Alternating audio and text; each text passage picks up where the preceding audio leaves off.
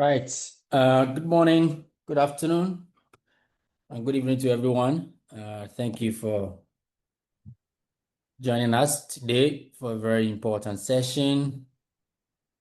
And this is a joint platform.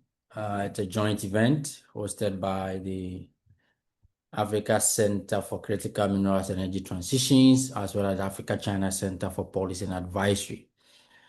So the two organizations are the one that have put together this very important webinar, and we are hoping that through this webinar, at least we both organizations will achieve our objective, which of course is underlined by knowledge exchanges that goes deeper to shape policy across the continent. So I take this opportunity to welcome everyone that has joined us. You can as well invite your network to join us for this very important discussion. As you know, we are going to be dealing with two very important themes.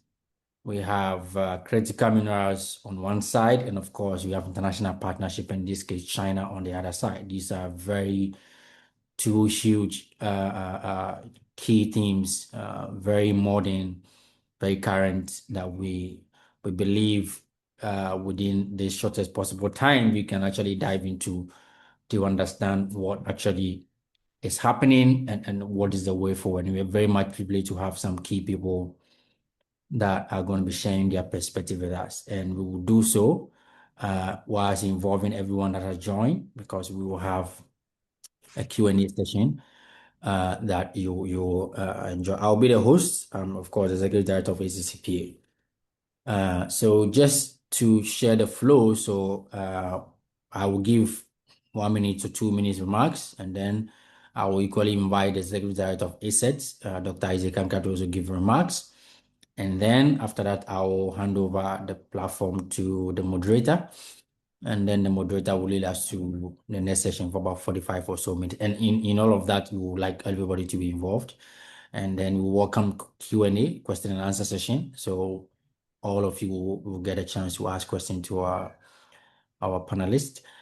So if you're familiar with the Zoom app, there's a Q&A button on the Zoom app. So we encourage that you use that as the discussion unfolds, and questions that you have. Please use that section on the Zoom app to send in your questions, and the moderator will lead the session from there when she reads out the various questions to our speakers, right? So briefly about ACCPA. So the Africa China Center for Policy and Advisory is an African-led think tank that looks at the continent engagement with China. So we do policy research advisory. We do knowledge platform like the one that we're doing with ACCET today. Amplifying the African agency and asking fundamental questions that borders around Africa's development, interest and in the context of international partnership, and more specifically the case of China. And I'm sure it's an obvious thing to everyone. Look at the scale of engagement between African countries and China, and what that means for the continent's development trajectory. And therefore, there's no brainer that indeed we need to champion, we need to be at the forefront of leading policy discussion and knowledge production. And that sits, very much within the interest of the continent as we engage international partners from across the world, of course, more specifically in our case, China. And so that's what we've been doing. And we are not doing it alone, we're doing it with multiple partners. And so if you are on this very meeting and you believe that what you're doing at the individual level, at the organizational level, you believe there's an interest here that we can align and do some work together, please feel free to engage us. I will share my email address in the chat to everyone. So you can take my email address and write to me for any form of partnership that you believe we can explore. We are very much open to that in that respect. Yeah. So that is about ACCPA. We are available across all socials on LinkedIn, Facebook, X, TikTok, Instagram. You can find us and you can follow us for more updates, because we are very much actively engaged every now and then we have something that we're doing. I believe that if you're interested in navigating the Africa China landscape, will be a perfect partner for you, or a perfect platform to learn more about what's happening between our continent and China. At this point, I will welcome Dr. Isaac Ankra, who is Executive Director of ACCET, to also give some few remarks about ACCET and what they are about and what they are seeking to do. So, Isaac, please, you may unmute. Yeah. Thank you. Oh, okay. So thank you very much, Paul, and good morning to everyone who is joining us from different parts of Africa and even beyond. On behalf of ACCET, I am pleased to welcome you to today's webinar, and we are grateful to our speakers who will be, speaking very soon, and everyone who has also made time to join us for this important conversation, right? Now, for those who may be hearing of ACCET for the first time, we are a Pan-African policy research and a convening institution that works at the intersection of critical minerals and energy transition. So our work is built around a very simple but important conviction, very straightforward, and is that there's a strong imperative for the world to transition to a sustainable energy future. But that transition actually places or squarely places critical minerals at the forefront of policy discussion. So that we cannot discuss critical minerals energy transition in a separate or mutually exclusive way. The point is that they are interconnected, or they are deeply connected. So we can't discuss critical minerals on one side and energy transition on our side. The two has to be coherently, discussed. And when Africa enters the discussion or conversation, the issue even becomes more pronounced and significant because of the continent's abundance of many minerals needed for the transition. So it's very important. And we believe that Africa must also tell their own story and about, especially about what the transition means for the continent. We should not fall back to the old, extractive model where minerals have to largely be in a raw form and leave Africa. And you realize that the value is being created somewhere else. So that is what we discuss, and that is what ACCET is all about. We believe that we must tell our own story, and especially in the context of the fact that we need not to fall within the old extractive model. And of course, this, it's not something that ACCET can advance alone. So partnership is very central to what we do. And in that regard, we want to, and I want to particularly, just thank ACCPA for convening this. The discussion is very, important to us, and we have to advance the cause together. It's a very huge topic that we need to deal, especially when it comes to Africa and dealing with China. And the fact that critical minerals is also in that conversation, we can't take it out. So partners is very important to us, and we are very grateful for the partnership we're having with ACCPA to convene this discussion. And through this partnership, we are also, want to take the opportunity to tell any other person or people out there who want to also partner with us and take the conversation up, because our thematic areas are very huge. We have governance issues, we have energy policy, energy transition, we have critical minerals. Of course, you can go on our socials, can go on our website to get much of what we do. I don't want to bore you so much with all these information. So we are much interested, anybody who wants to advance this course together, especially within the framework of, not us or Africans fall into the old extractive model, and we creating value for ourselves, and we're talking about our own issues. I think we are, available to our website is there. You can also send me a message. My email has been posted in the chat. We can, have a conversation about that too. So today's, discussion beyond extraction, the Africa-China cooperation and critical minerals and future industrialization is something that we believe that can be a good discussion for us. And I think I don't want to go into it much because we have wonderful speakers who are going to, discuss into details, and we'll be supporting and adding some value, and also adding some notes to that. So I'm very optimistic, and we are going to have an insightful discussion and practical discussion. So once again, welcome and thank you once again. Yeah. Right. Thank you very much, Dr. Isaac Ankra, for that remarks. So we heard from Dr. Ankra, who is the Executive Director of the Africa Center for Critical Minerals and Energy Transition. And as he said, they are very much also open to partnership. So if your interest also aligns with the work that ACCET is doing or seeking to do, please do reach out. His email has been put in the chat box as well. So you can send him an email.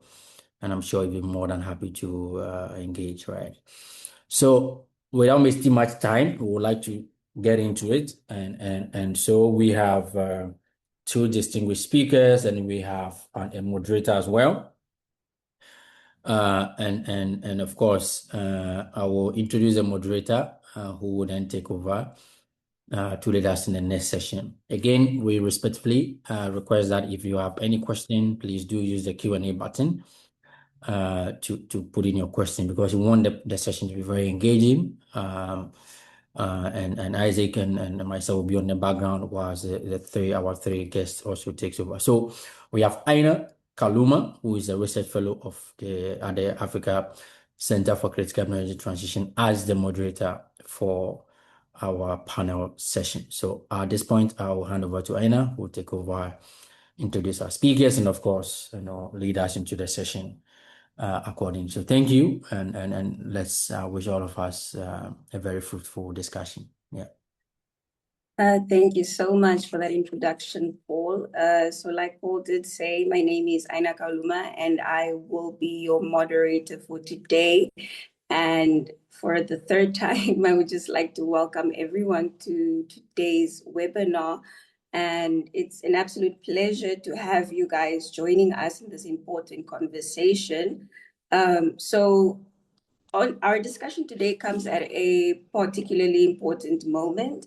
So the global energy transition is increasing demand for critical minerals that are essential for technologies such as batteries, EVs, which are electric vehicles, renewable energy systems, and other clean energy technologies. So we all know that Africa is home to significant deposits of many of these minerals that are required for these different technologies. However, the central question is not simply whether Africa has these resources, because we do. The more important question would actually be, how can Africa ensure that its mineral wealth contributes to industrialization, economic diversification, technology development, and especially long-term prosperity? Because we need to start looking at these things and thinking about sustainability as well. So that's really the heart of today's discussion.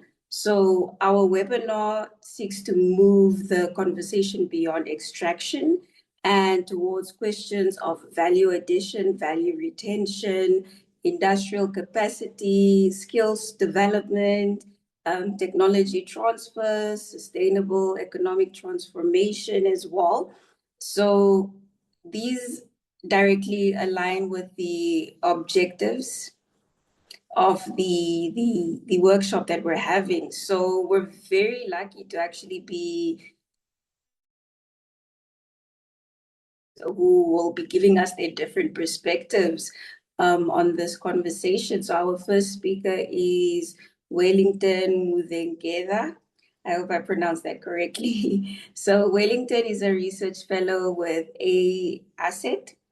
And our second speaker is Obed Bore, who is a research fellow with ACCPA. So I would just like to thank these gentlemen for joining us and being part of this very important discussion. And I want to set the scene with an opening question where they can also just introduce themselves. So maybe, Wellington, I can start with you, and then I bring Obed in afterwards. So when we look at the global race for critical minerals, we see that Africa has been placed at the center of this energy transition. And We know that from Africa's historical experience with natural resources, resource abundance does not automatically translate to industrialization or even broad-based economic development. So just to begin our conversation, when you hear the phrase beyond extraction, what does it mean to you? And more importantly, what must Africa do differently to ensure that this critical minerals boom delivers lasting industrial and economic transformation? Because our focus is also very much on sustainability. We do not want to suffer from something like Dutch disease in the future. So, Wellington, we can just start off with you. You can give us a brief introduction, and then we set the scene with that. All right. Thank you, Aina. I would like to also thank the Africa Center for Critical Minerals and Energy Transition and the Africa-China Center for Policy and Advisory for convening this very timely discussion. So it is a pleasure to join Obet, Dr. Ankara, Paul, and others, other colleagues participating today. When I hear the phrase beyond extraction, I think of a simple but fundamental shift. So Africa must move from being the geography of extraction to becoming a center of production and technological capacity and industrial power, as you, Aina, rightfully put it, and as well as Paul also alluded earlier. You find that for more than a century, the basic structure of many African mineral economies has remained remarkably consistent. So minerals are extracted locally, but they're exported with limited processing. And then they get transformed into higher value products elsewhere. And sometimes they get imported back into Africa, but at atrocious prices or at a much higher price. So the commodity may change, right? Say from copper to cobalt to lithium, graphite, manganese, but the underlying structure remains familiar. You see, it doesn't matter which mineral. Today, we've got high-value minerals that have emerged because of new technologies and new shifts in terms of what the world needs as there are transitions in the energy space. So Africa carries much of the environmental and social cost of extraction, but other regions capture the technology, the intellectual property, manufacturing, skilled employment, and also commercial value. So when I think of beyond extraction, so beyond it cannot mean processing or just one additional step before export. It must mean changing where value is actually created and who owns the productive capacity and what African economies can make for themselves. So the central question here is no longer whether Africa possesses the minerals required for the global energy transition. That is already established. The real question actually should be, will Africa's mineral wealth actually industrialize Africa, or will it merely decarbonize and probably industrialize the rest of the world? So our infrastructure, to answer some of questions, must actually support production. The first argument is that African governments must stop treating mines, railways, ports, and energy projects as isolated investments. Now, they should actually be planned and negotiated as parts of an integrated industrial system or integrated industrial systems. So a railway that simply moves copper from a mine to a foreign port may improve efficiency, yes, but efficiency alone does not transform an economy. We must ask what industries will develop along that railway or that corridor. We must ask ourselves which local firms will supply the mines and maintain the infrastructure, right? And we must look at the whole value chain. Where will the minerals be refined? Okay, and which skills will be transferred? And to whom? And by whom? And what products will African companies actually manufacture? You know? And how much technology and productive knowledge will remain in Africa? So this is particularly relevant, well, to all African countries, but I'm also thinking it's particularly relevant to Zambia, because Zambia is strategically positioned between two major transport systems, the Lobito Corridor, which connects Central African Copper Belt, and it's being revamped to the Atlantic, right? And then we have the Tazara, the historical a corridor which links Zambia again to the port of Dar es Salaam. So this should have created an important opportunity, or it creates an important opportunity potential. But Zambia should not measure success only by how many tons of copper have been moved from the copper belt in either direction. You see, it should use these corridors to support industrial clusters in copper fabrication, for example, electrical equipment, cables, transformers, renewable energy components, mining machinery, and maybe even engineering services, okay, along the corridor. The way China has compartmentalized its development, but that's a discussion maybe. But otherwise, we may achieve faster extraction, but without achieving any structural transformation. So a corridor then becomes development only when it carries industrial capability into Africa, not minerals, not merely moving minerals outside of Africa, you know. So these are questions that we need to ask. So I'm going to discuss a few lessons from Zambia and Zimbabwe, okay? So Zambia illustrates both the opportunity and the difficulty of moving beyond extraction. So the country has articulated ambitions around copper beneficiation for years, battery minerals and electric mobility. You see that its cooperation with the DRC on battery value chains recognizes an important reality, you know, that no African country needs to build every stage of a value chain by itself. It's not easy. It's almost impossible. And the DRC actually has enormous cobalt resources. Zambia has copper, an established mining ecosystem and a strategic location, you know, in both these countries. Together, they can pursue regional specialization. But political ambition must be translated into bankable industrial projects, you know. You find that what I've described has found its way into policy sometimes, but merely when politicians are doing what they do, following their ambitions, and it never really gets to take off. So that requires reliable electricity, right? For this development model to go, and there must be predictable policy as well, and efficient borders and border control. Then there is also common technical standards so that you are able to cooperate and collaborate efficiently. Then, of course, there's the need for industrial finance, research partnerships, and skilled engineers and technicians and other personnel to support that system. So that Zambia should also avoid defining success only as assembling, say, a complete electric vehicle within its borders. No, there are very commercially valuable stages before full vehicle production in the value chain. So Zambian companies could actually manufacture copper cables, battery casings. They can manufacture charging equipment, power control systems, and components for renewable energy grids.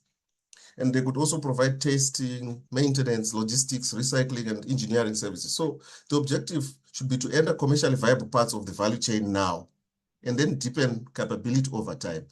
So now I'm going to look at Zimbabwe, where you see Zimbabwe offers a different but equally instructive example. So its restrictions on exports of unprocessed lithium, for example, were intended to encourage domestic beneficiation, and investments has since supported additional concentration and processing capacity. So that is a meaningful step beyond exporting just a raw ore. Extracting it out through these corridors overseas. So, but it also raises a very important question, how far along the value chain is far enough, you know? And when we move from raw ore to concentrate on an intermediate chemical, creates additional value, you know? It's just a small change. But if the technology, the financing, and even the skilled management and export relationships remain externally concentrated again, the domestic economy may still capture only a limited share of the total value. So export restrictions can create leverage, but they cannot substitute for a complete industrial strategy. An industrial strategy is still key. So you find that Zimbabwe needs reliable electricity and water, and the country has been has had serious challenges in the past 28 years when it comes to that. But they also need predictable licensing, technical training, and also research capacity, and local supplier development as well. Strong environmental enforcement and very clear performance obligations for investors. So a processing plant is progress, but it is not yet an industrial ecosystem. It is industrial ecosystems that will change Africa from the state where we are into becoming a truly industrial economy. I do not know whether I should continue and discuss China-Africa cooperation yet, but recalibrating Africa-China cooperation, China has been an all-weather friend to Africa from the time of the liberation movements, etc., to this day. I mean, there have been a lot of shifts in foreign policy and international cooperation, but China is not merely a consumer of minerals. It has developed deep capabilities in refining, processing, industrial manufacture, battery materials. I mean, China, including even project finance. But now that makes China an important potential partner for African industrialization. But the relationship, like I mentioned earlier, requires recalibration, both at home, which is here in Africa, and abroad. So at home, African governments must improve coordination. Too often, ministries responsible for mining, energy, industry, education, transport, negotiate with the Chinese separately, and a mining agreement may be concluded, say, without an energy plan. A processing plant may be approved without a skills pipeline, and the railway may be financed without a strategy for industrial development along its route, So African governments must therefore enter negotiations with clearly defined industrial objectives. And they must know which parts of a value chain they can complete in, which technologies they want to acquire, which skills they need to develop, and which local firms could participate so that they tap into the opportunity. Without a domestic strategy, negotiation becomes reactive. So, if we change the way we're looking at these systems as we relate to China, in practice, you find that the investor, you find that we'll get closer to industrialization. So, recalibration is also required in Africa's external negotiations. So, African governments should negotiate packages, not isolated projects. So access to mineral resources should be connected to local processing, manufacturing, technical training, research partnerships, local procurement, supplier development, technology licensing, and the gradual localization of management. So the objective should not be to replace Chinese expertise. No, we need the Chinese. We need to cooperate with them. We need anyone that we can work with, as long as at the same level of understanding and we agree. The objective should be to use partnership to develop African expertise. You see, we have to get value. We have to get our skills. We have to get our experts truly experienced that way so that we can get the best out of them. So learning must therefore be built into the commercial structure of major investments. So learning must actually be built into the commercial structure of major investments. So it cannot be reduced to just occasional workshops here or ceremonial study visits. No, we want learning to be built into the commercial structure of major investments. That will actually be a game changer in terms of Africa-China cooperation and relations. African engineers should gain practical experience inside Chinese processing and manufacturing facilities. And Chinese my apologies to cut you off, Wellington, but just in the spirit of time, I know I can hear that you can talk about this for an entire day, but we will get to those points as we continue with the workshop. But thank you so much for sharing. I think I just want to move to Obert now and just to ask, because I do want to bring him in and get his perspective. So what does moving beyond extraction actually require? So when I ask these questions, I want to particularly ask about the relationship between mineral resources, industrial policy, and Africa's long-term development. Thank you very much, Aina, for the question. I hope you can hear me. Oh, great. And thanks to, I think, the ACCET team and ACCPA for, putting this together. I think this is a wonderful discussion we're having, I think, at this very important moment in history where everyone is interested. And when I mean everyone, I mean globally, all superpowers are interested in getting their hands on these so-called critical or transitional minerals. So to me, just to answer your question briefly, when I hear this, beyond extraction, what does it mean to me?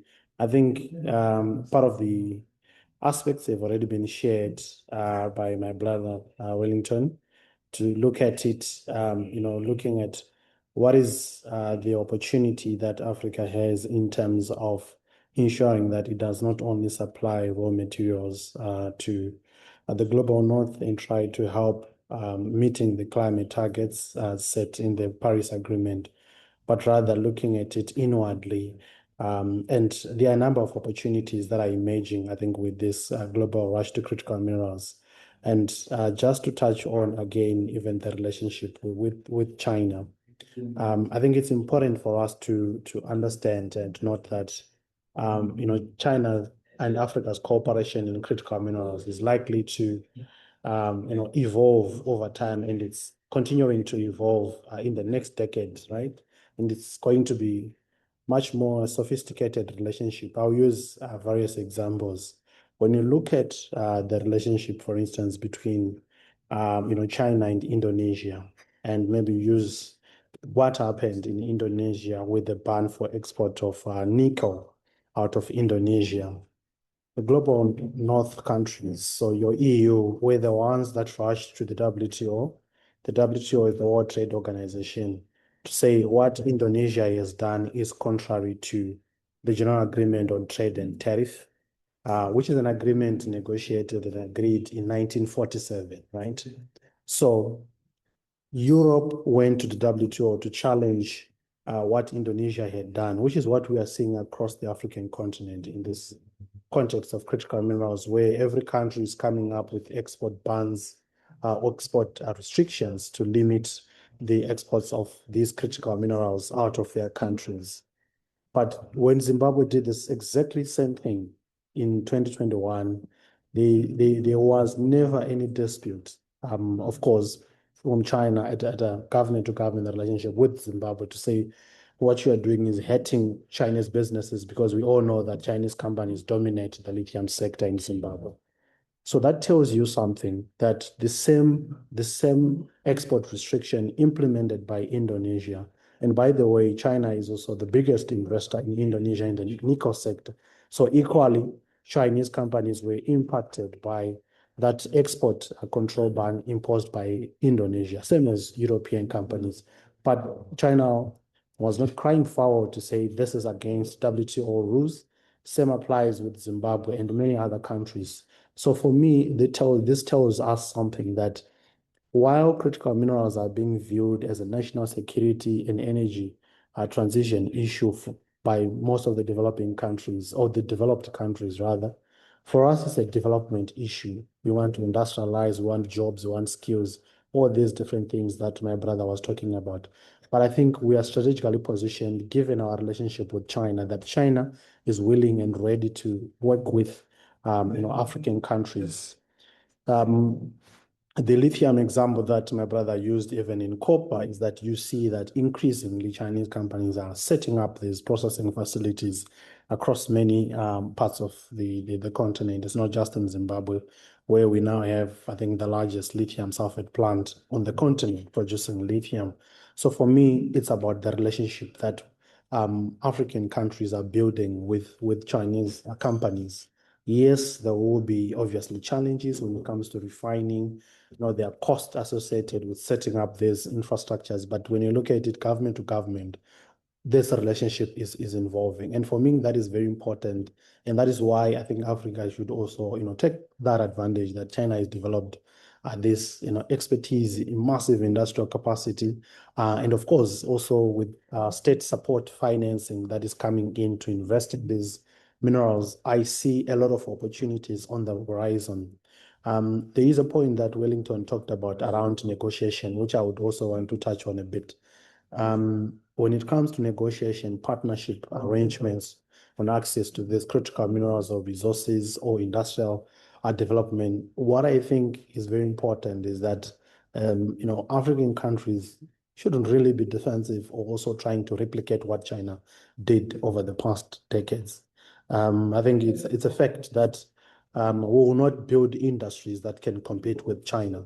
And it's not just an African problem or challenge. I mean, the global north, when you look at the US, EU, all of them are struggling to maybe create alternative supply chains or de-risk investments from China, or not be dependent on Chinese supply chains. It's something that we need to sit with and understand that we are not going to be able to compete. And by that, I mean, we are not going to build industries and demand that we need minerals value added so that we can compete with China. That should not be the goal. The goal, obviously, is how are we going to build our own capabilities? What is our development priorities? Is to industrialize. How are we going to industrialize in a manner that creates a conducive environment for companies to continue to invest? Because there is also a risk of demanding too much from companies. And when I say too much, I'm not trying to undermine what these value addition or beneficiation policies are trying to seek, but these are business transactions which are also, factor in a lot of things, economics included. So if a country like, say, Zimbabwe, that produces about 15% of lithium that goes into China, as an example, if you do not control the geological resource, you don't have so much, leverage and power. But at the same time, we should be looking at how do we, as a region, as a region within Southern Africa, within East Africa, within West Africa, say, if you are negotiating agreements, we are looking at, say, we have lithium, we have copper, with all these minerals together. They give us, strategic power, which we use as leverage to negotiate, not as an individual countries, because when we do that, there's a risk of, race to the bottom, where each country will try to, negotiate very lenient terms so that they can attract investment. We all know that I think our governments are struggling to finance a lot of the development priorities, and that is why minerals are also back on the agenda, right? So I think around negotiating of agreements, it's important to do it as a collective, but linked to that, around geology, investing in understanding our geology, because obviously when you are negotiating, you need to actually say, what do you have? What do you profile? When you look at all the companies that are invested in lithium, for instance, in Zimbabwe, there isn't geological exploration, massive geological exploration that went into it. These were private transactions, where you see that maybe an Australian company sold their asset to Chinese or a UK or a Canadian company. So there isn't sufficient exploration that is going on, which I think is important around this negotiation and bargaining power of the relationship we have. And the last point is, if there is another region that can produce that particular mineral and they're not demanding so much, that is, I think, another point that we need to factor in, that we could go to Australia or Argentina, Bolivia, Chile, for instance, to get some of the resources that we are saying we should invest in exploration, we should invest rather in value addition. So I think the conversations around moving up the value chain, they're missing a lot of points. I argue in one of my recent papers that when we ban exports of critical minerals, and we are not thinking of what is the regional competitive or a comparative advantage in South Africa, for instance, or in Zambia that could potentially be of use, there is a risk that we are going to not industrialize because we are just saying all the value addition and beneficiation should happen within our borders, which is sometimes obviously impossible because of the limitations that exist, which we all are aware of, right? So I think the conversations around value addition and our relationship with China needs to be much more regional and not located within national borders, because there's value in numbers, there's value in us amalgamating all of our efforts. So I think I'll end here. Thank you so much for that, Obed. Like, there are some lessons that we can pull from what you just shared. We have to start looking at some of the implications, or the government needs to start actually looking at the implications of the actions they take, like with regards to bans, for example. So since we're on that topic about the bans and moving raw materials and moving on with the value chain, I wanted to ask Wellington a question. So much of Africa's critical minerals continue to leave the continent in relatively raw forms. But at the same time, the governments across the continent are implementing these policies about beneficiation and local content, value addition, mineral development. But the implementation remains uneven. So just based on your work on critical minerals and industrial development, what are the practical steps that government or that African governments should prioritize over the next few years if we are actually serious about moving from exporting raw materials towards building competitive mineral value chains? And we need to be very realistic when I'm asking this question as well. Yeah. All right. Thanks, Aina. That is a very important question that you ask. I think governments should actually prioritize maybe, you say 5 questions? I think first they should identify commercially realistic segments of specific mineral value chains. And secondly, they should align mineral policy with energy, transport, education, trade, and industrial policy, not in silos. And thirdly, they should connect investment incentives to measurable commitments on processing, skills, technology, and local procurement. So they should also build regional value chains through the African Continental Free Trade Area. There's a lot of potential there. And lastly, I'll say they should strengthen transparency and environmental enforcement so that industrialization does not reproduce the social costs of extraction. The priority is not more policy documents. It should be coordinated implementation around bankable industrial projects. Thanks, Aina.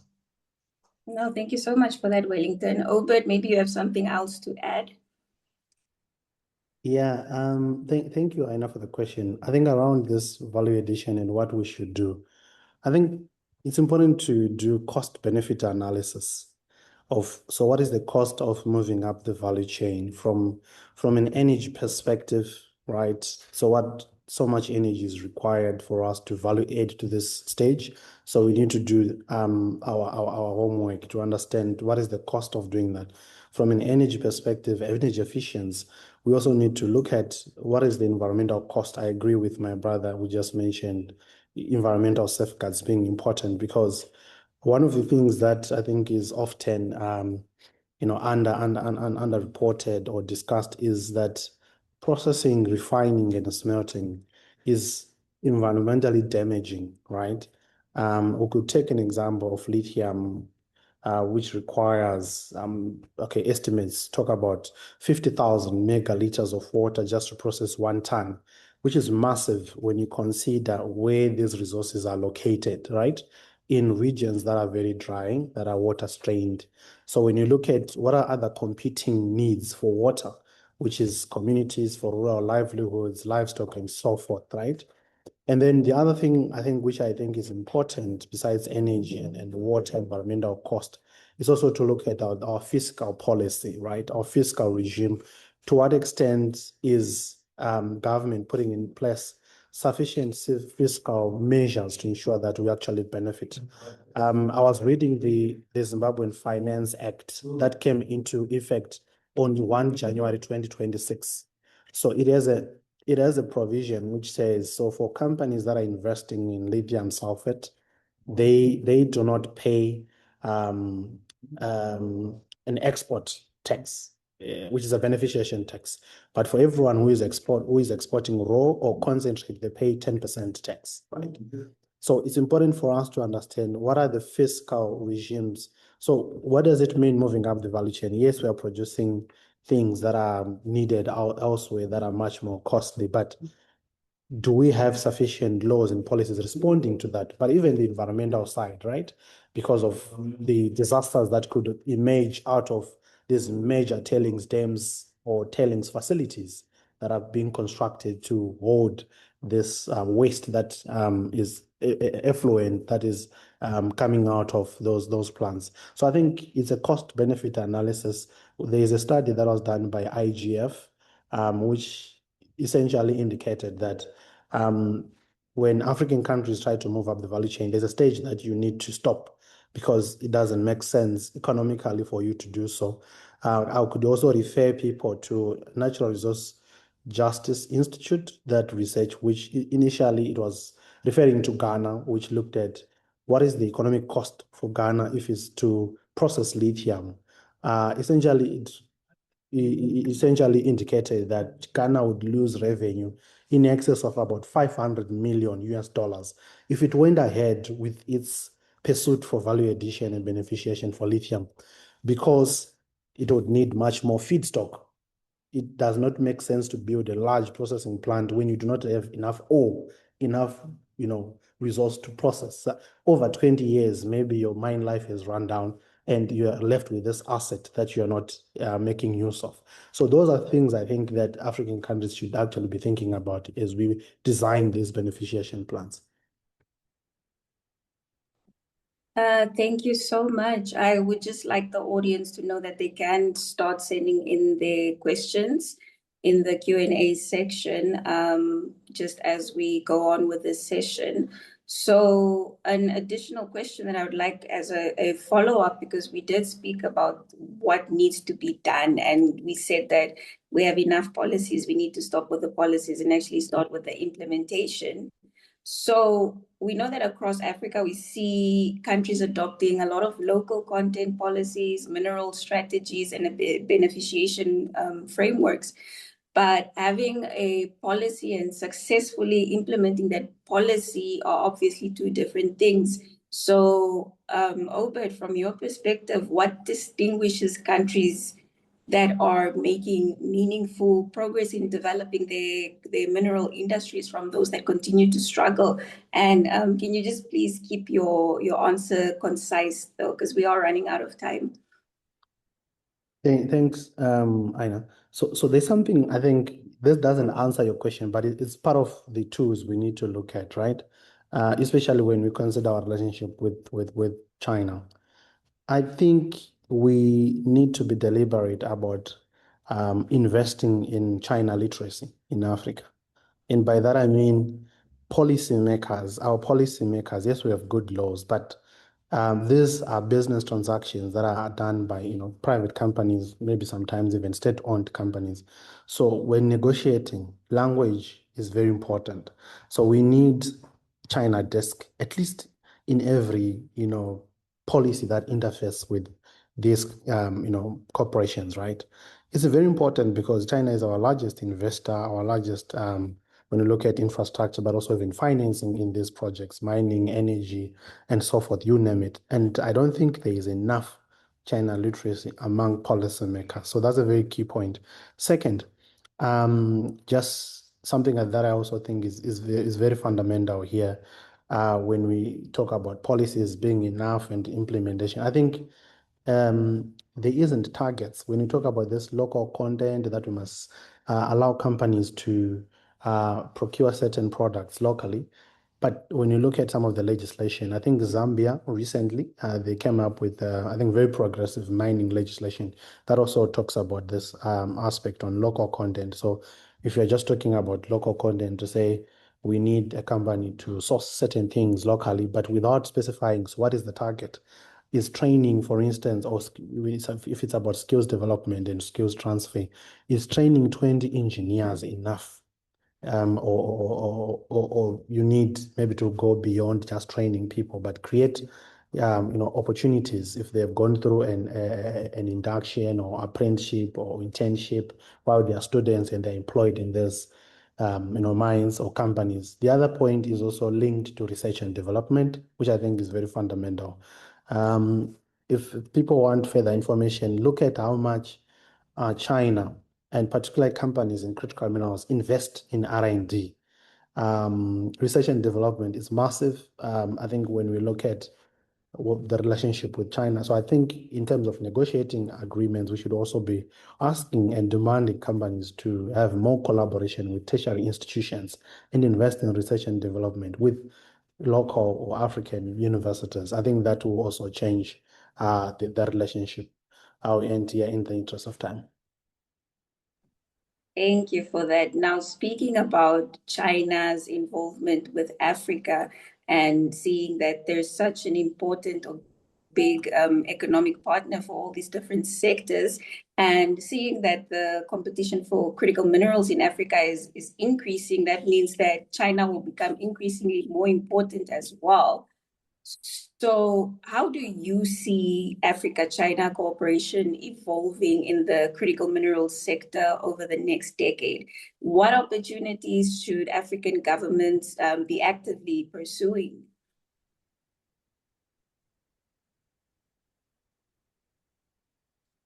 I'm not sure if that's directed to me or it's to but- Wellington.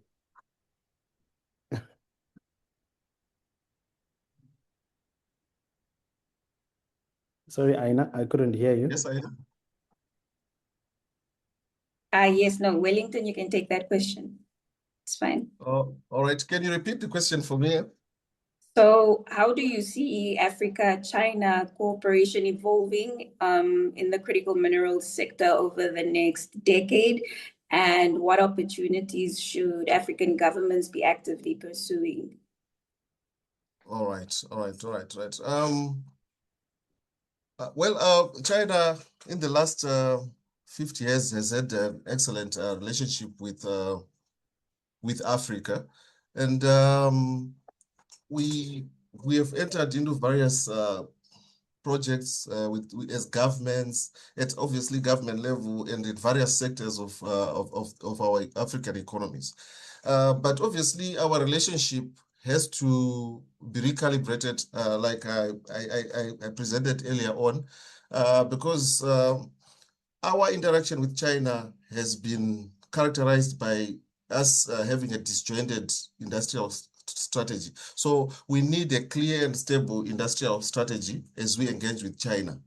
And we have to relook at our contracts. That historical contracts and also the ones that are being signed today with a different lens, where we actually try to move from just extracting minerals from Africa and actually having China invest in beneficiation projects here in China. And that should be inserted into policy. That should also involve education. We need to educate our people proper and good skills transfer.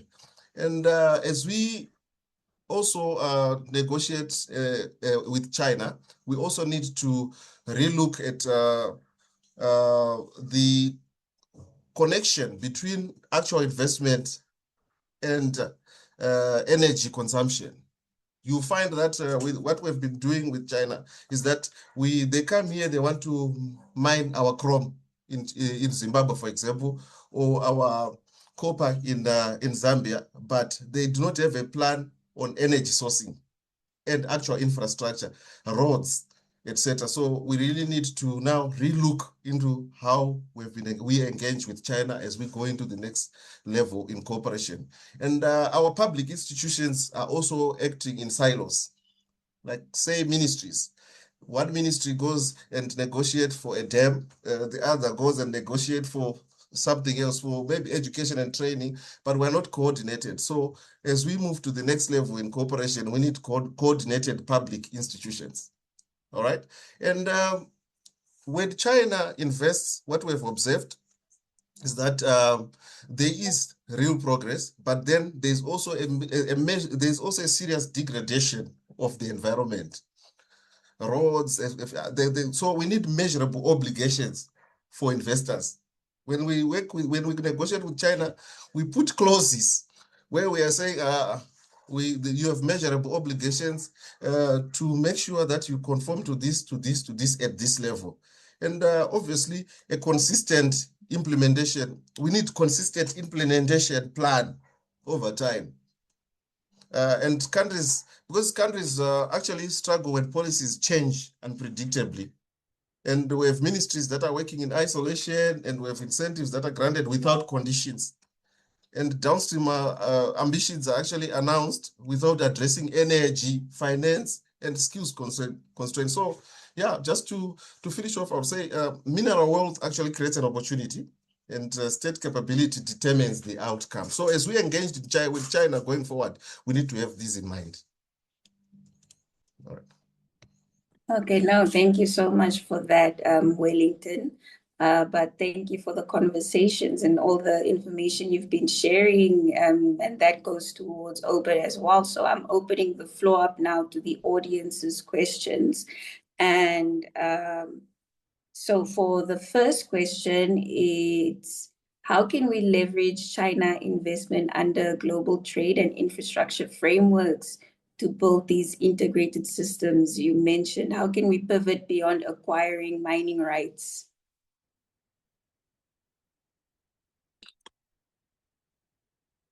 Wellington, I think you can answer that. Right. Beyond acquiring mining rights, we need to build capacity at local levels. We have to build capacity. For example, if you look at the scale that China or the Gulf states and India have grown in the last 40 years, it's phenomenal. But who has been building China is the Chinese. Who has been building in the Gulf states, in the Gulf states, say Dubai and Sharjah and other of those huge cities, it's foreigners in those countries, right? But we need skills.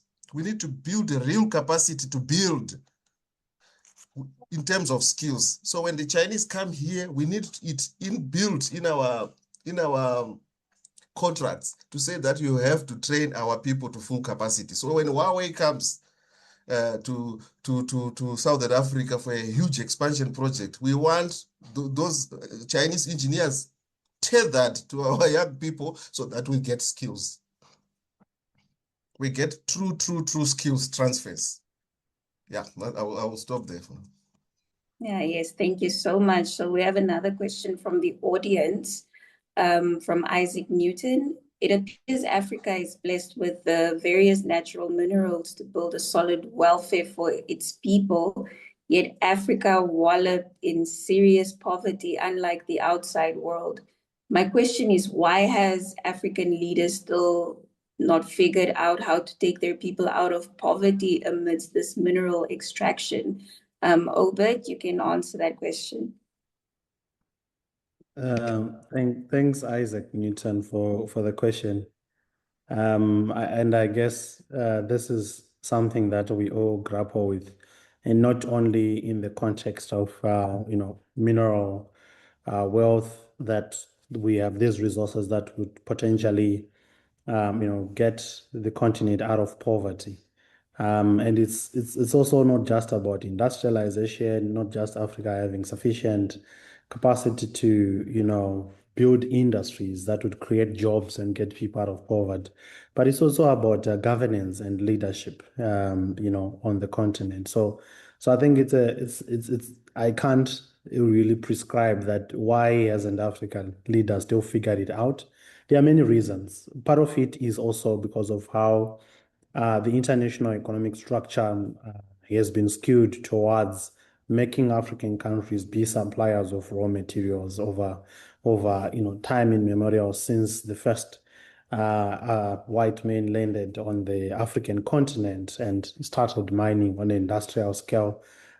So for me, what I see as the challenge, yes, people refer to history that this continent has been labeled a dark continent, refer to history that infrastructure that was developed from mines were essentially just corridors to export minerals out of the continent.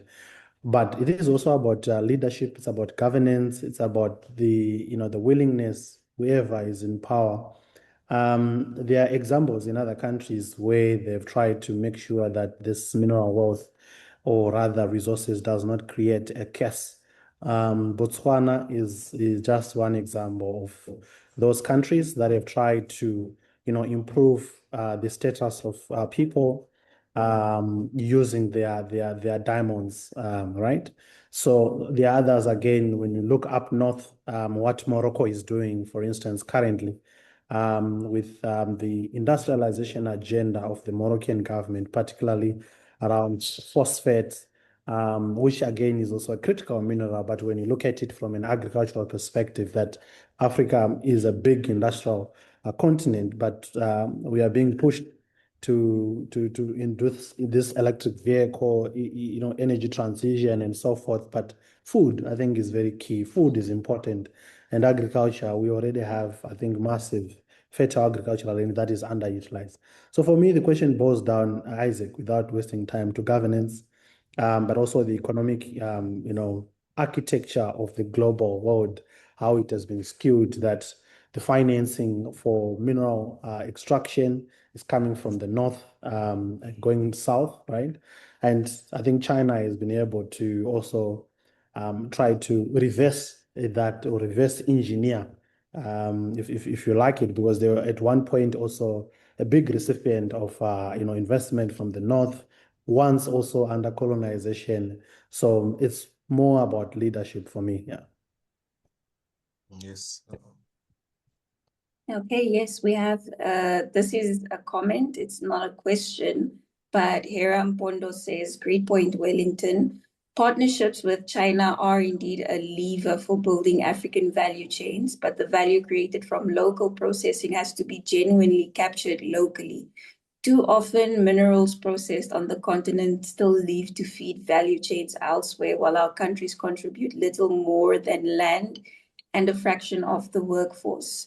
What we need alongside these partnerships is real audit capacity, the ability to trace financial flows and prevent value from leaking out through transfer pricing arrangements. Local content is not just about people on site, it is also about the numbers on the balance sheets. This is a very good point that Hera raised. So moving on to our next question from Yalemsu Kenetu.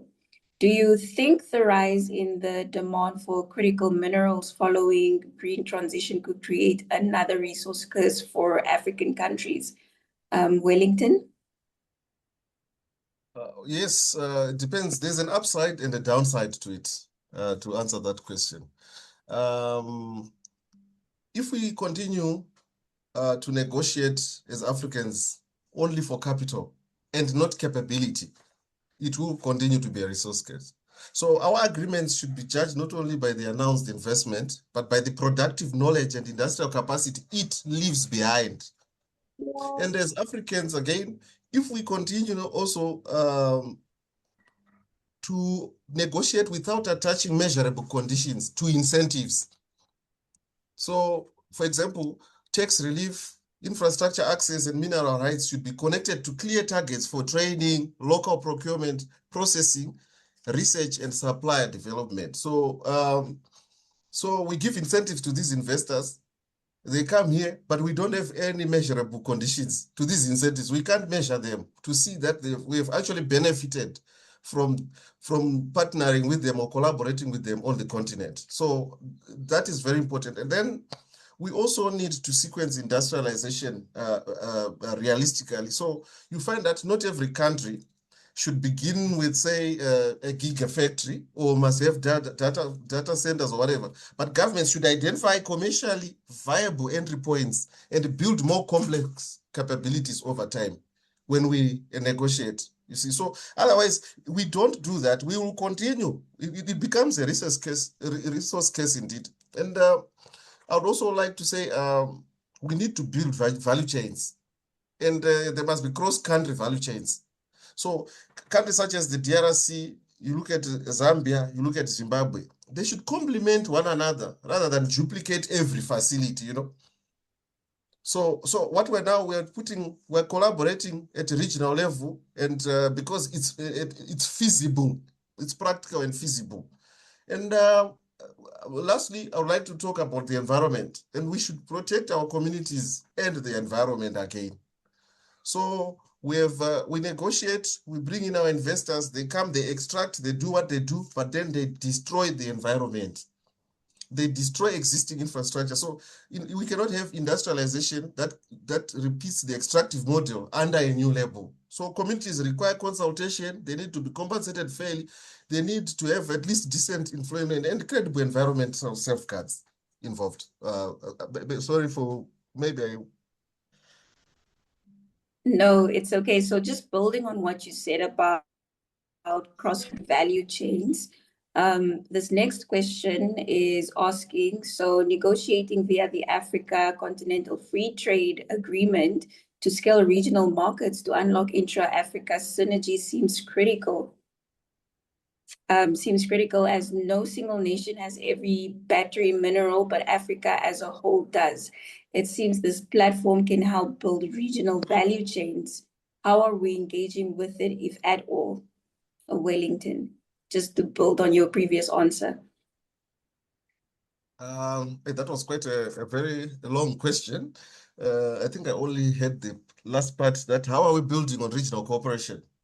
Yes, but this is say negotiating via the Africa Continental Free Trade Agreement, seeing that no single nation has every battery mineral, but Africa as a whole does. So platforms like that would help us build regional value chains, but how is Africa engaging with that specific platform, if we are even engaging with it? All right. I'm going to pass on this question. I didn't get it correctly. Maybe you can pass it to Obed. Obed, maybe you want to try to answer that?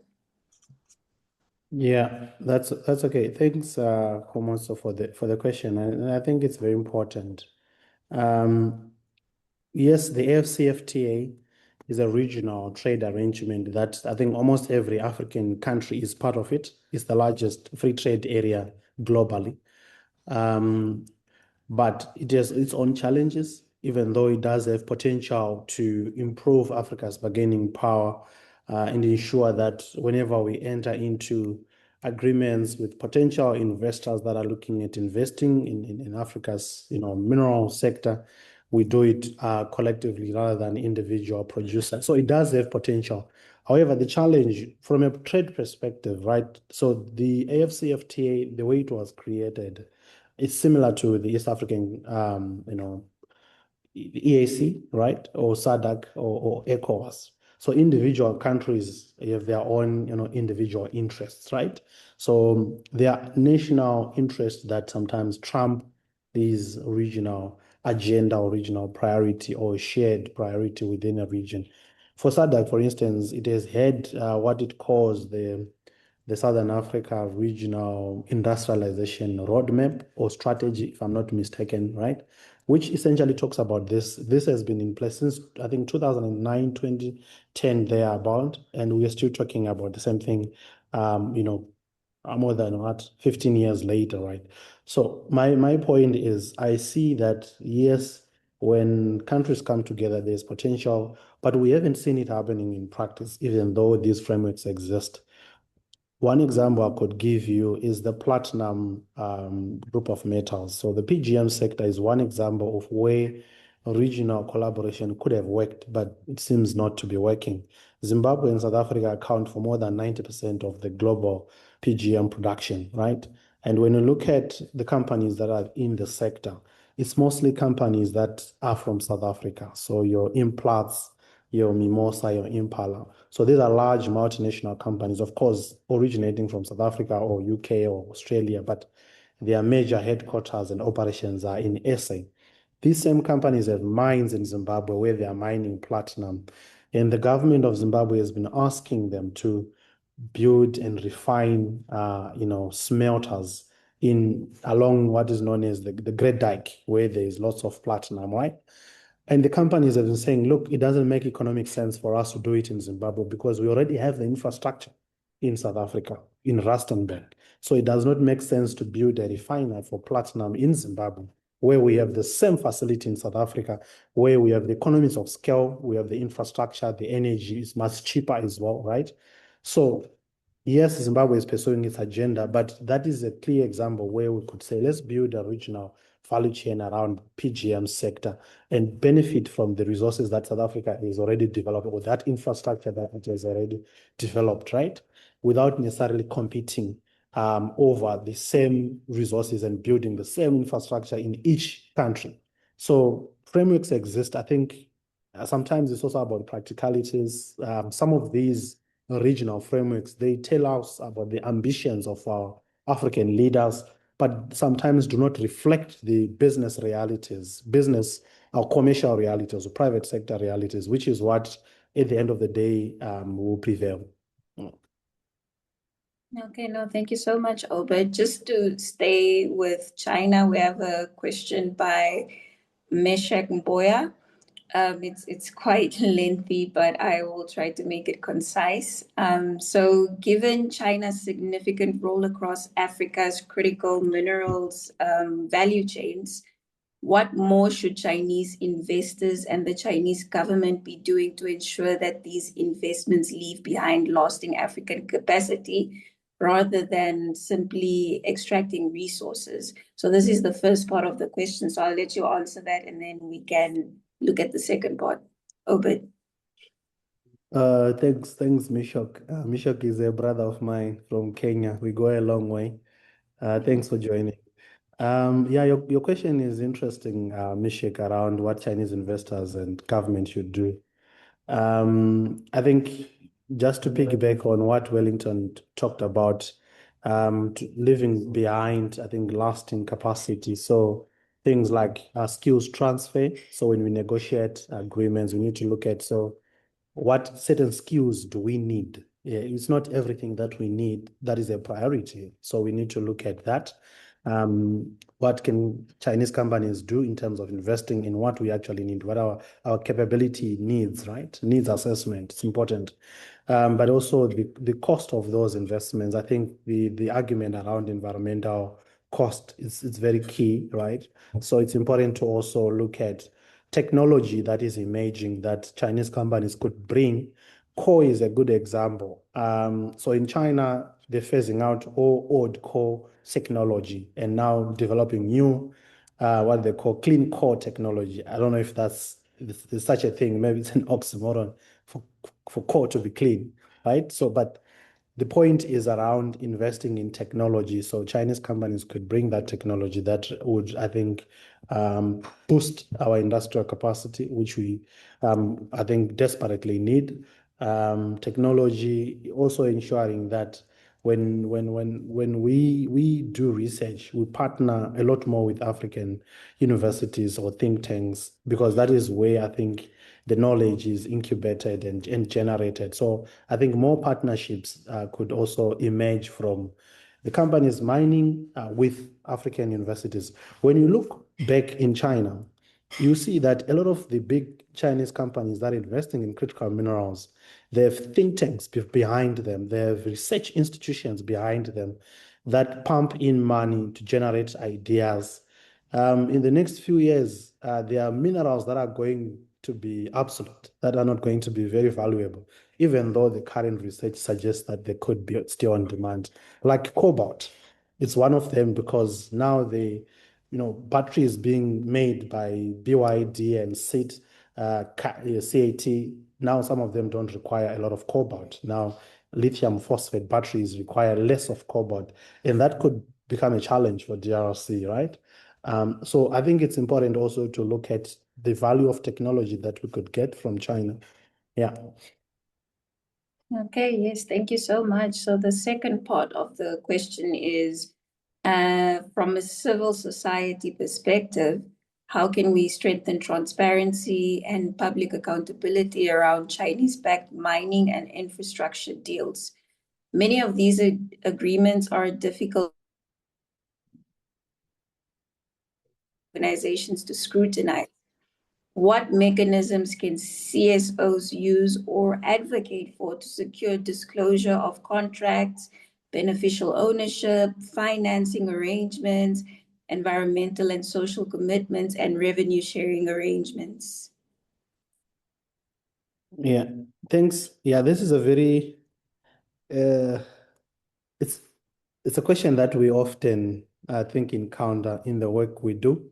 And transparency and accountability is very important for us to be able to say, this is what we are benefiting. We need to look at the contracts. What is government agreed to with a particular company? And you're right that most of these deals are opaque. You don't get to actually see them. So, I mean, there are many strategies, CSOs could use around this. It could be one, finding out within your context some of the lawmakers or parliamentarians that are progressive that you can work with to lobby. We have done this, and seen that sometimes when you work with parliamentarians, and again, especially from the opposition, unfortunately, sometimes they are able to ask questions and demand information to be released. This has happened in Zimbabwe, where we worked with members of the opposition in parliament to say these are some of the things we want be released. So that could be one of the strategies that you could adopt in your context. Of course, you could also use many of the African constitutions have provisions on transparency and accountability, especially about information that should be public, like maybe an agreement that a government has signed and it imposes fiscal obligations.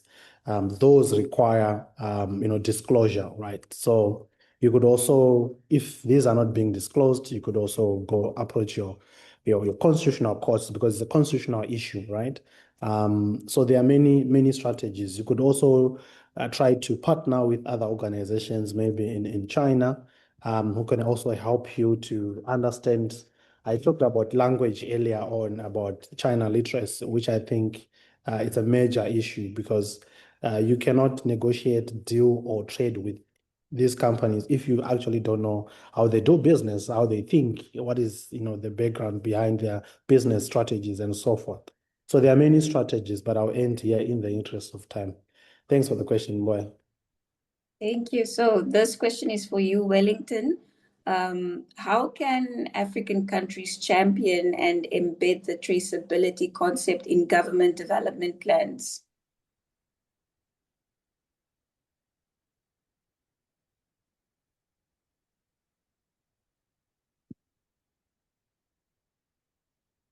Hello?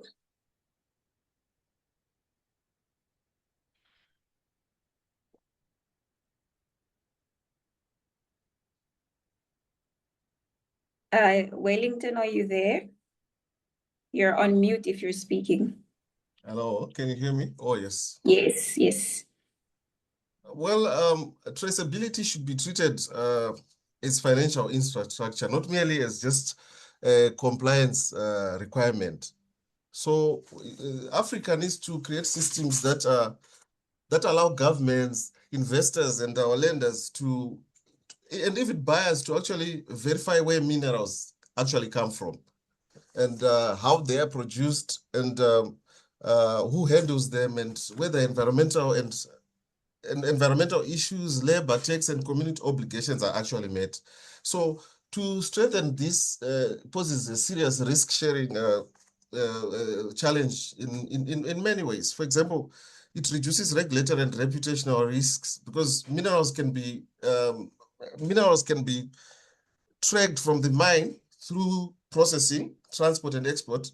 And you find that Chinese investors and international buyers gain greater confidence that their supply chains are not linked to illegal mining, conflict, or unsafe labor practices or environmental violations. So Secondly, you find that it improves access to finance. When banks and development finance institutions can connect loans, guarantees and interest rates to verified production and sustainability data, it becomes easier for their due diligence. And thirdly, it also improves revenue transparency.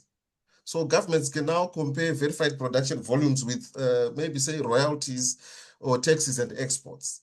You see, so this limits underreporting and mineral leakage, while also it gives investors more confidence that they are compliant operators. I think I will stop there. Okay, yes. For the next question, so this does not have a name, but Africa holds roughly 30% of global critical minerals, but current World Trade Organization rules lock the continent into raw extraction model. Existing globe trade architecture restricts domestic industrial policies, export controls, and local value addition, while wealthy nations maintain heavy agricultural and structural subsidies that distort fair trade. What is the structural solution for this, Obert? Thanks. I don't know who that question is from, but yes, this is a very interesting question that we have had to also grapple with. I think earlier I talked about Indonesia, that what most African countries are doing. Indonesia is they've done that where they restricted exports of nickel just to drive industrial development, right? To build their steel industry. And right now, recently, I think CATL, one of the largest EV battery makers, is actually now building a battery plant in Indonesia. And they've also benefited from revenue that's collected from exports of ferronickel, met, and other products, value added from as a result of this policy. So the challenge we have from trade is that we are sitting with this framework or infrastructure or trade infrastructure that was created way before all countries in Africa became independent, right? 1947, that's the birth of the WTO through the General Agreement on Trade and Tariffs. So the rules were not created for countries in the global south to industrialize, but then they were created for countries to continue to produce and export raw. So that is the architecture that governs trade today globally. And within the WTO, there are various sentiments and even an agenda that is being pushed, which is called the Doha Development Round, which essentially is to change this multilateral trading system where we just continue to export, and these rules cannot allow us to industrialize using our resources. So there are many cases. It's not only Indonesia. You talked about agriculture. Cotton is also one of those sectors where the countries like Mali, Benin, they require so much, or rather benefit from their farming of cotton industry. But when they give subsidies to their farmers for cotton production, some countries in Europe are crying that this is contrary to WTO, right? So it's not just in minerals, it's happening in agriculture. All these subsidies, they are what are called countervailing measures that we could try to think about whenever we encounter an influx, perhaps, of certain things. This could actually be a thing when you look at solar, because most of our solar is also coming from countries that subsidize production of solar, right? Solar equipment. So I think we need to change the rules. There's a big agenda, if you're following trade, to change some of the rules, including Article 13 of the GATT, which essentially is the section that restricts export. So they're called quantitative restrictions, where a country is not allowed to restrict exports. But there are exceptions. When you look at it during maybe time for COVID, when every country was struggling to get vaccines. If the global north says we can't export our vaccines to countries that can't produce their own medicines, what would happen? So there are trade-offs.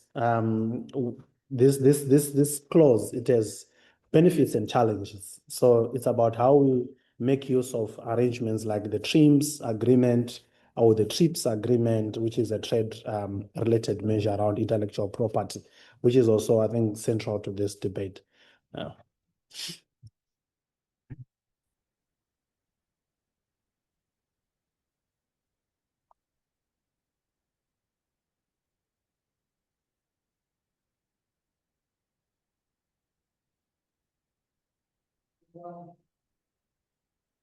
Okay, I think my volume cut for a bit, but it's okay.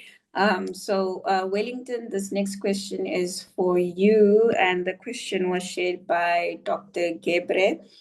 China is frequently mentioned in this discussion. Can we say that Africa's relationship with China is a more genuine one compared to the historical relationship that we have had with the West in terms of critical minerals extraction and processing?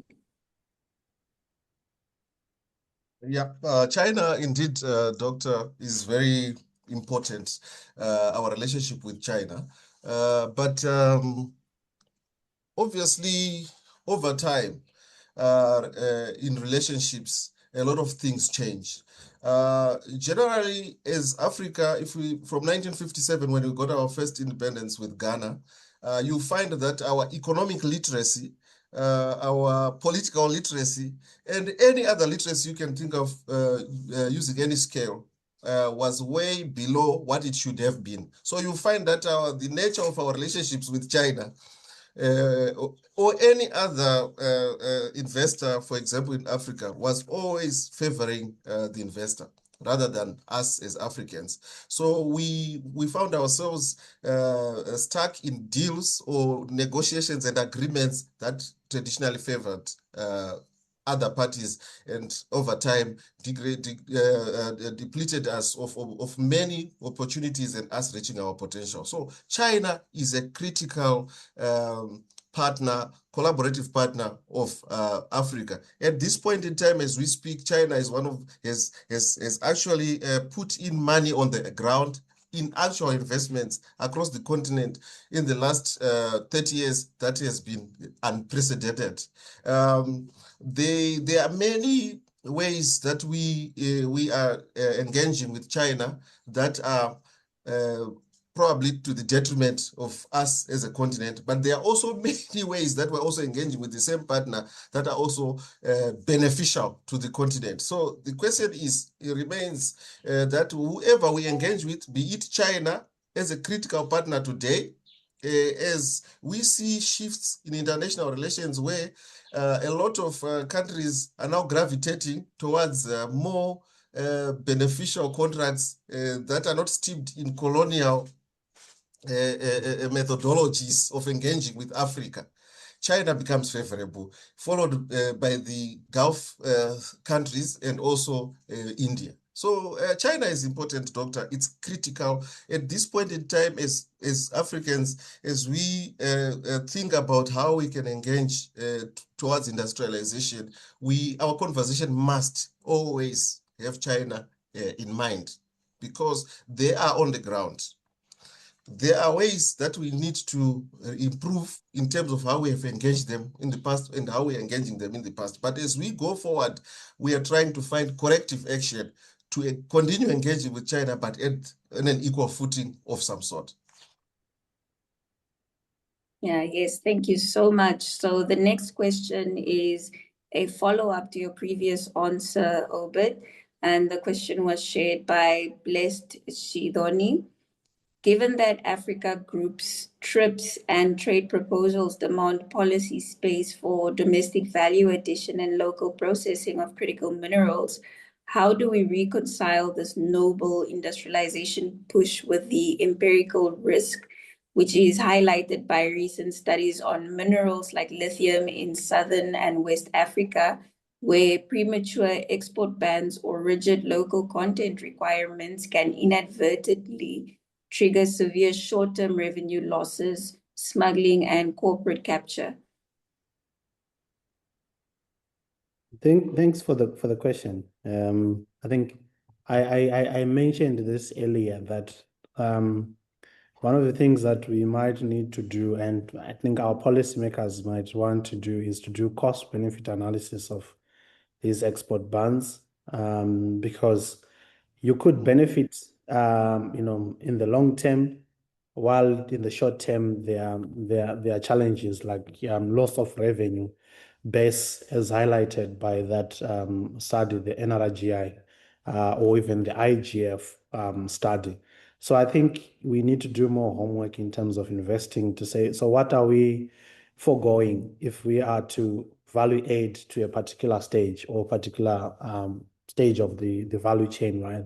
So for me, I would think if we do more economic modeling, economic analysis and modeling to say in the future, if we are to be value adding to this, what is the blowback on revenue? Is it because we are going to get this large investment, but we are not going to be able to have enough jobs? Conversely, because you could also look at it from jobs that are created from value adding, right? What quality are these jobs? Are they of good quality? What is the impact on the environment? So there are many fundamentals. Of course, I can't recommend that we should, but I think part of the equation is to look at the cost. At what cost?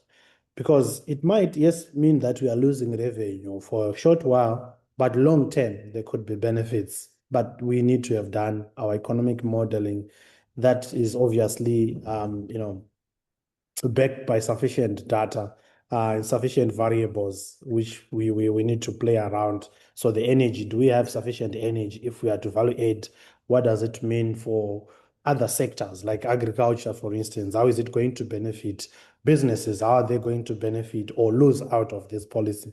So there's a lot of things that I think we have to go into this. But as I mentioned, from a very, I think, strictly trade perspective, I think it's about changing the rules. It's difficult to do that, obviously, because there's a lot of pushback when you look at how long it takes to agree or negotiate a trade agreement under the WTO, to allow us so that we are able to industrialize and do away with some of these restrictions that are placed in the agreement. It takes years. I think out of that Doha development round that I talked about, which started, I think, early 2000, there's just one agreement, well, that was agreement, which is agreement on trade facilitation. So it just tells you how difficult the process is, the entrenched interests from all corners, west, east, south, middle, ourselves involved. Yeah. Okay, no, thank you so much, Obed. So unfortunately, due to time, we don't have the time to answer all the questions, but I do encourage everyone who still has additional questions to engage our speakers via LinkedIn. But we do have to close off the Q&A session now. And now we want to actually just get some closing remarks from our speakers, because we are coming to the end of our discussion. So I do want to leave them with one final question. So the decisions that Africa makes today will shape the continent's position in the global energy transition for decades to come. So the question I want to ask you guys, just to close off the session, and let's please keep our answers in 2 minutes. What is the single most important action that African leaders should take now to ensure that critical minerals become catalytic for industrialization rather than another missed opportunity? We can start off with Wellington.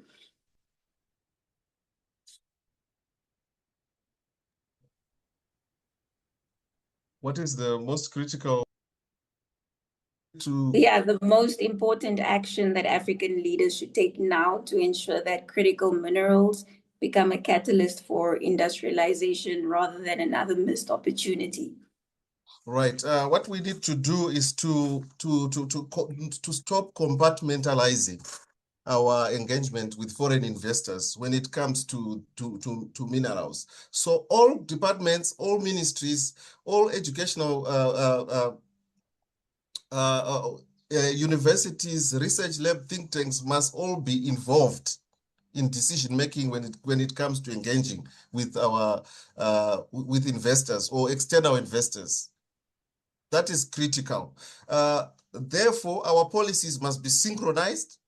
We should have policies that are synchronized so that we do not we're finding ourselves having problems with environmental degradation, having problems with energy, having problems with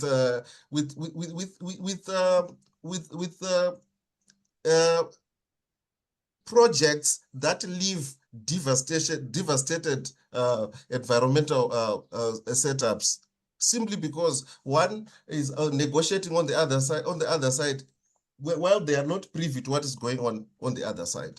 So we just need to synchronize our engagement with foreign investors or capital. Yes, Obed. For me, one single important thing I would recommend African policymakers or leaders would be, I think, to use competition among investors to our advantage. We know everyone is ready to invest and get access to these critical minerals. So I think we need to negotiate as blocks, as regions, use these frameworks, the AFCFTA, SADC, to connect with countries that have complementary mineral and industrial capabilities, but at the same time, using that competition that is prevailing currently to our advantage. Yeah.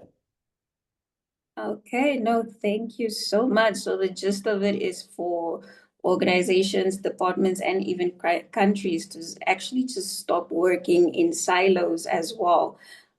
So I think an important measure is whether these industries would actually help us build industries or skills and technological capabilities would lie within all these recommendations and all these points that the two of you brought up during this discussion, which we are incredibly grateful for. It was very informative. So thank you so much for joining us. Thank you so much for making the time for this webinar. And also thank you to the participants who also did join us today. Again, if you do have any additional questions for our speakers, please do not hesitate to reach out to them via LinkedIn. They will answer all your questions. We can continue the conversation on LinkedIn as well. And this is a very important conversation to have. It's very monumental. It's very pivotal at this time and stage for Africa. But on behalf of ACCET and ACCPA, I would just like to thank Wellington and Obed once again for sharing their perspectives, and also to all the participants for participating in this workshop. Thank you so much. Right. Thank you very much, Aina. That was a great moderation session that we've just had. Thank you. And yes, thank you to our speakers. And on behalf of ACCPA and ACCET, we are truly much grateful for all of you and for joining us as well. So the session has been recorded, yes, and we will produce, I think both institutions will make the session available. So if you're on a mailing list of both ACCET and ACCPA, in the coming days, you should expect to receive the recorded version, and you can rewatch, you can share with your network and those that couldn't join us. And so we have other webinars. I think ACCET also has other webinars, I believe. And so we'll be coming your way via our email campaigns or even via social media. So you should watch out. And hopefully if you find an interest in the work that we're doing, again, do not hesitate to reach out to us to engage for potential partners. So we will touch base again soon, I guess. Yeah. Thank you. Isaac, do you have anything to add or you're good? Yeah. Okay, so just to, coalesce everything that our participants have said, and also tie that with one thing I would, suggest when it comes to Africa, critical minerals and everything, we need to get our governance right.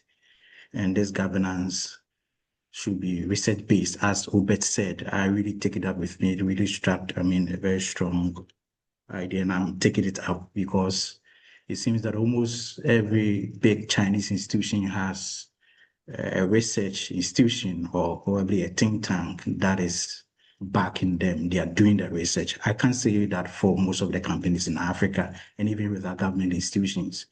It seems that we are interested in getting us, elected into power, and we negotiate as to whether even banning critical minerals, the export of it will even help us or not help. We don't have much of evidence to that. So the governance must be gotten right, and we must do the research, and that's what ACCET and